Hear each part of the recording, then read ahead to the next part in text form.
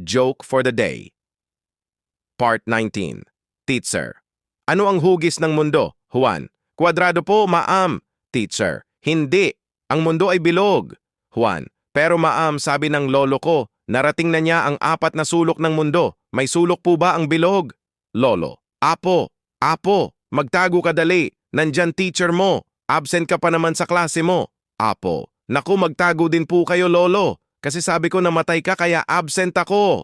Nung teenager pa ako, pag may pinupuntahan akong kasalan, lagi akong tinutukso ng mga kamag-anak ko ng, "Uy, susunod na siya." Naiinis ako kasi bata pa ako kaya nung minsang magkita-kita uli kami sa isang burol ng kamag-anak namin, sila naman ang pingasabihan ko ng, "Uy, susunod na sila." Bakit hindi sila natawa? Ha ha ha. Graduation speech. Tonight I am graduation. I invitation you all to eat our house because I know someday I will eat your house too. I will die 5 chickens, 3 girls and 2 boys to eat you all. And I will ask my father to cook my mother.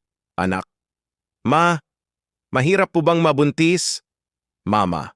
Oo, lalo na sa isang bakla katulad mo. Manahimik ka nga, Junior. Pa-follow naman, idol, para sa mga iba pang funny jokes mo, ah.